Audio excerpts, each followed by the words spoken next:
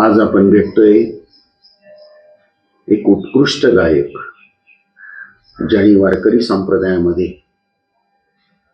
खूप मोठं योगदान दिलेलं आहे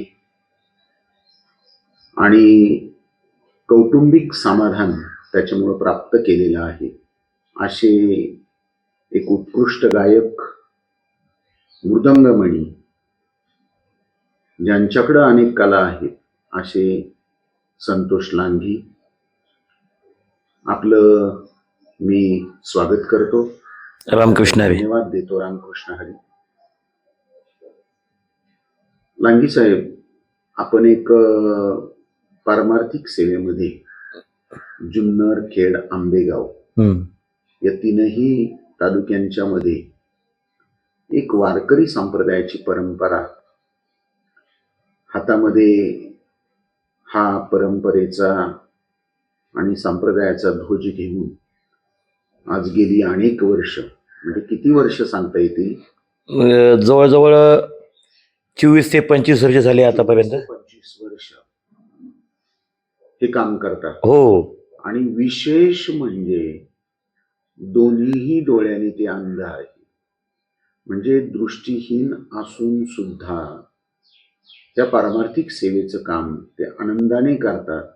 अनेक लोकांचं प्रेम त्यांच्यावर आहे आणि या प्रेमापोटी जे त्यांना आमंत्रित करतील त्यांच्या सेवेसाठी, मग कीर्तन असो, प्रवचन असो, एखाद्या ठिकाणी जागरण गोंधळ असो, त्या ठिकाणी सुद्धा ते गायनाचं काम करतात.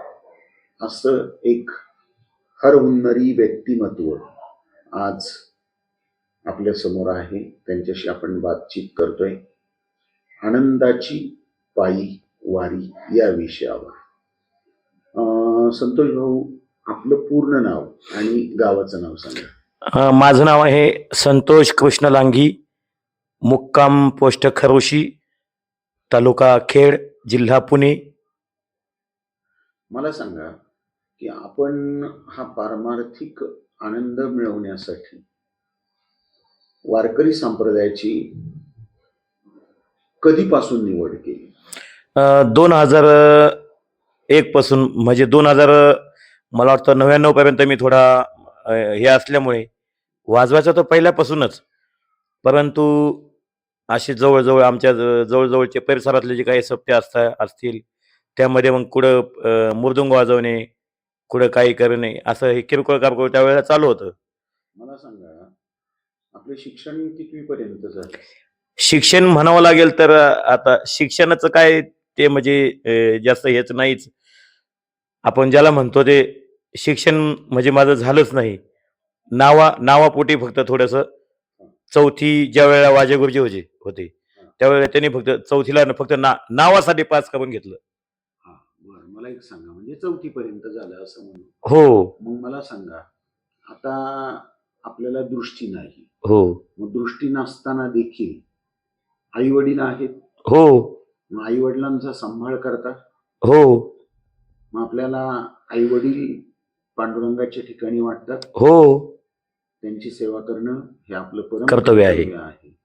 मग मला सांगा, गावोगाव जाताना आपण दृष्टी नसल्यामुळं आपल्याला कीर्तन सेवेसाठी, प्रवचन सेवेसाठी किंवा जागरण गोंधळ असेल यासाठी परगावी जायचं असेल तर आपण कसे जाता?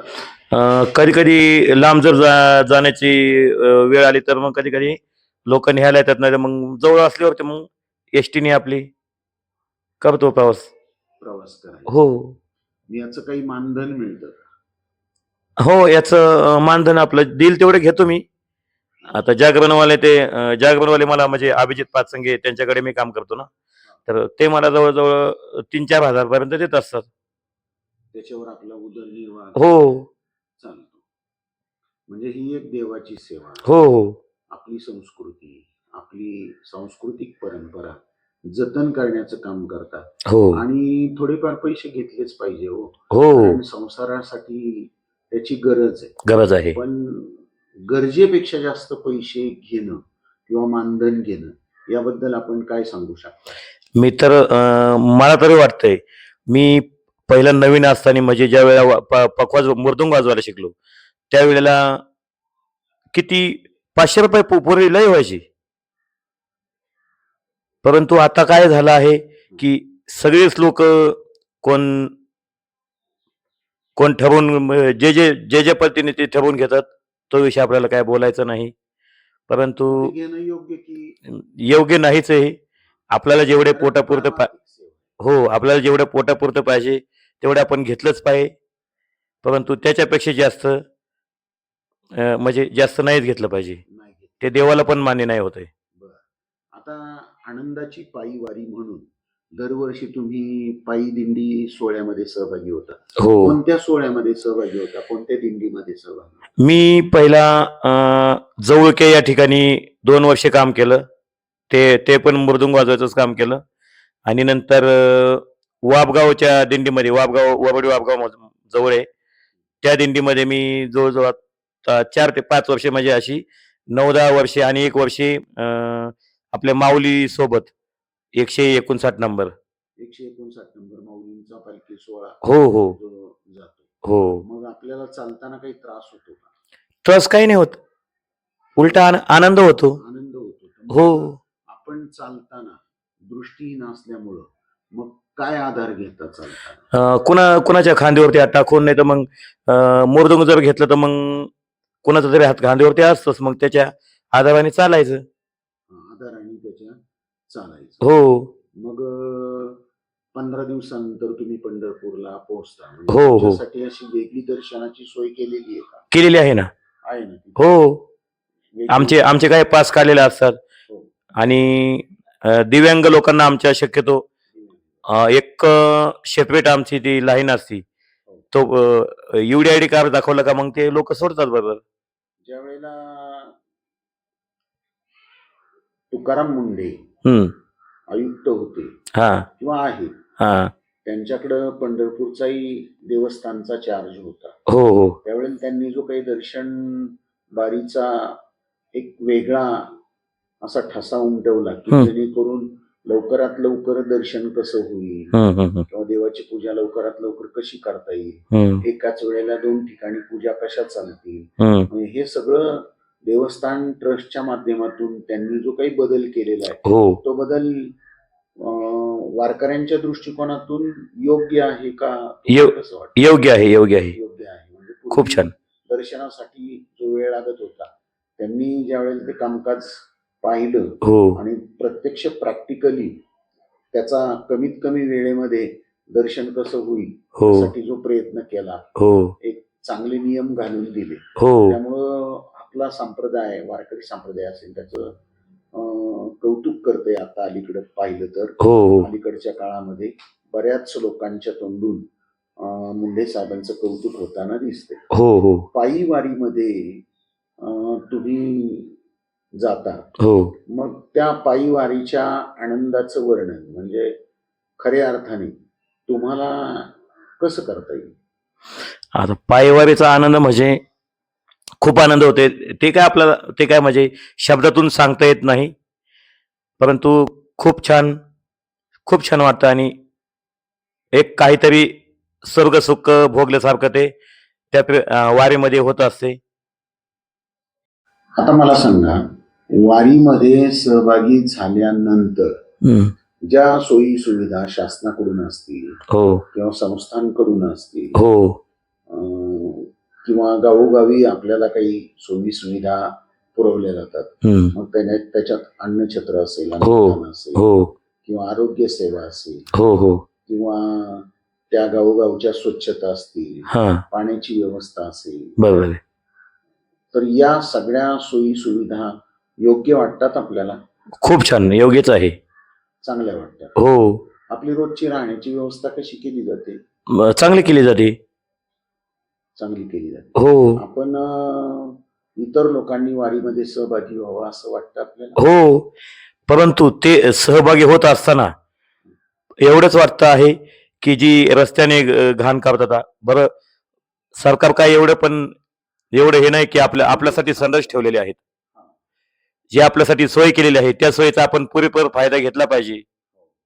आणि पर्यावरणाची हानी होणार नाही हो, याकडे सुद्धा प्रत्येक माणसाने, लक्ष दिलं पाहिजे. मध्ये सहभागी झालेल्या व्यक्तीने लक्ष दिलं पाहिजे. हो, बरं, गावाकडून ज्या सोयी सुविधा पुरवल्या जातात त्याच्यावर आपण सगळे समाधानी आहोत का? हो, मग पायी दिंडी सोहळ्यामध्ये तुम्ही आळंदी ते पंढरपूर असा प्रवास करता. हो, मग प्रवास करताना अगदी संपूर्ण रस्त्याने पखवाद वाजवता? हो. गायनाची संधी कधी मिळते? गायनाची संधी मृदुंग वाजवता वाजवता पण गातो.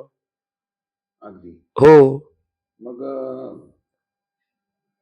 आपण सर्व परिचित आहात. हो, आपल्या दिंडी सोहळ्यामध्ये जो काही आपल्याला आपला दिंडी सोहळ्याचा क्रमांक दिलेला आहे त्यातील तर सगळेच भाविक आपल्या परिचयाचे असतील. हो, हो, पण अन्य लोकांना, म्हणजे दिंडी सोहळा इतका मोठा आहे हो, का लाखो लोक या दिंडी सोहळ्यामध्ये सहभागी होतात. बरोबर आहे. मग बऱ्यापैकी परिचय आता वाढलेला असेल. चांगला चांगला बऱ्यापैकी वाढला म्हणजे.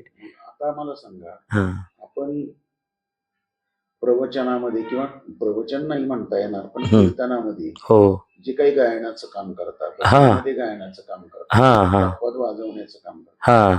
याची प्रेरणा आपल्याला कुठून मिळाली किंवा आपला आदर्श कोण आहे? तसं पाहायला जर गेलं तर आता सांगायचं म्हणजे मी ज्या वेळेला छोटा होतो, अगदी हा.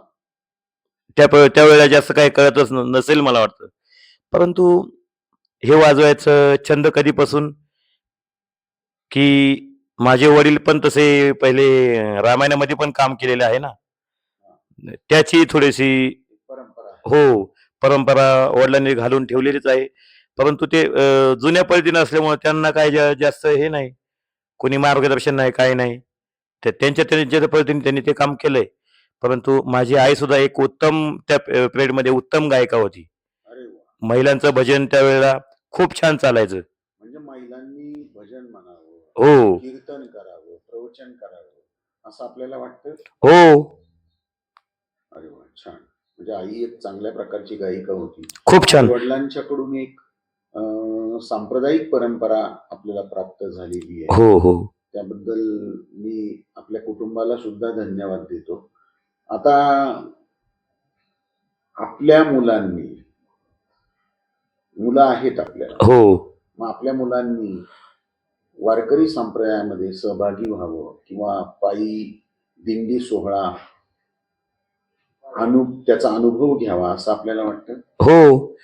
अनुभव घ्यावाच त्यांनी. कारण कुठेतरी वडील उपार आपण जसं म्हणतो, की माझ्या वडिलांची मिराशिका देवा, तुझी चरण सेवा साधावा या युक्तीप्रमाणे कुठेतरी वडिलांच्या.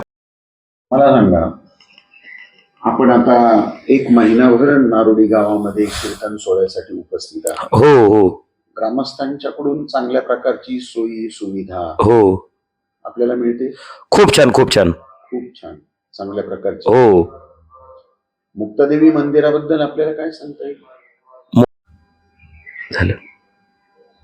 खूप छान. हो.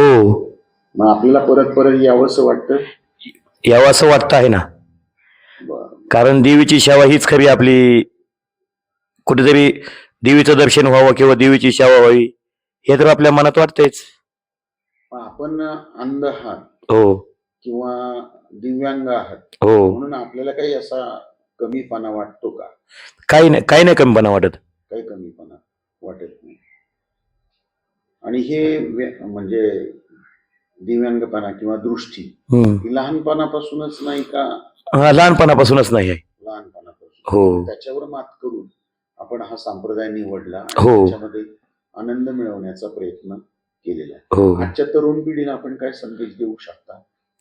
माझं तरुण पिढीला एवढं सांगणं आहे की आपण कुठल्या वाम मार्गाला न जाता सर्वांनी सण मार्गाला यावं, सर्वांनी त्यामध्ये हिरिरीने भाग घ्यावा, हेच सर्व तरुण पिढीला माझं सांगणं आहे.